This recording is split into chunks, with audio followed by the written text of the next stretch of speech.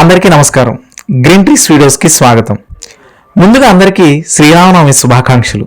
తెలుగువారు జరుపుకునే విశిష్టమైన పండుగల్లో శ్రీరామనవమి కూడా ఒకటి. మానవాళి జీవనశైలికి నిదర్శనంగా చెప్పుకునే మహాకావ్యం శ్రీమద్ రామాయణం. ఆ శ్రీరాముని జననం, పట్టాభిషేకం, కళ్యాణం జరిగిన ఈ చైత్రమాస శుక్లపక్ష నవమినే మనం శ్రీరామనవమిగా జరుపుకుంటాం. ఈ పండుగ పర్వదినాన మనం రాముల వారికి సలిమిడి, వడపప్పు, పానకం ప్రధాన నైవేద్యంగా సమర్పిస్తాం. వాటన్నిటిని ఎలా తయారు చేసుకోవాలో ఇప్పుడు మనం తెలుసుకుందాం. సలిమిడి కోసం ఒక గ్లాసు బియ్యాన్ని మిక్సీ పట్టి జల్లించి మెత్తని పిండి తీసుకుని కొద్దిగా తురుముకున్న బెల్లాన్ని, నీటిని కలిపి ముద్దగా చేసుకోవాలి. బెల్లం నీరు సరిపడా మాత్రమే వేసుకోవాలి. ఎక్కువ అయితే సలిమిడి జారుగా వస్తుందని గుర్తుంచుకోండి. బెల్లంలో చిన్న చిన్న గడ్డలు ఏమీ లేకుండా నలుపుకుని ఇలా మెత్తని ముద్దలా చేసి పక్కన పెట్టుకోవాలి. వడపప్పుకి 100 గ్రాముల పెసరపప్పు 2 నుంచి 3 గంటలు నానబెట్టుకుని సాధ్యమైనంత పొట్టు తీసుకుని నీటినంతా వడగొట్టుకుని ఉంచుకోవాలి. పొట్టు లేని పెసరపప్పు కొనుక్కునేవారైతే 15 నుంచి 20 నిమిషాలు నానబెట్టి నీటిని వంచేసుకున్నా సరిపోతుంది. కానీ నీటిని మొత్తం పోయేలా వడగొట్టుకోవడం మాత్రం మరవకండి. పానకం చేసుకోవాలనుకుంటున్న నీటికి సరిపడా బెల్లాన్ని తీసుకుని గడ్డలు లేకుండా మెత్తగా చేసుకోవాలి. 1 లీటర్ మంచినీళ్లకు 150 గ్రాముల వరకు బెల్లం పడుతుంది.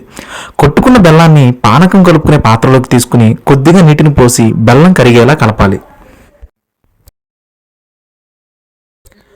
బెల్లం పూర్తిగా కరిగిన తరువాత మిగతా నీటిని అంతా పోసుకోవాలి.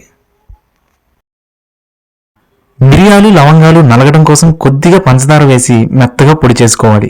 యాలకులు పొడిగా అవసరం లేదనుకున్న వాళ్ళు కచ్చాపచ్చా దంచుకుని కూడా కలుపుకోవచ్చు. కానీ మిరియాలు మాత్రం కొంచెం ఎక్కువగానే తీసుకోవాలి. ఎందుకంటే పానకంలో రుచి అంతా మిరియాలతోనే. ఆ ఘాటు వల్లనే ఆరోగ్యం కూడా.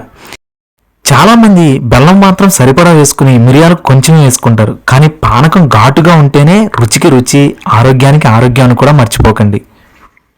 అంతేనండి, మనకు కావలసిన పానకం, సలిమిడి, వడపప్పు అన్నీ సిద్ధమైపోయాయి.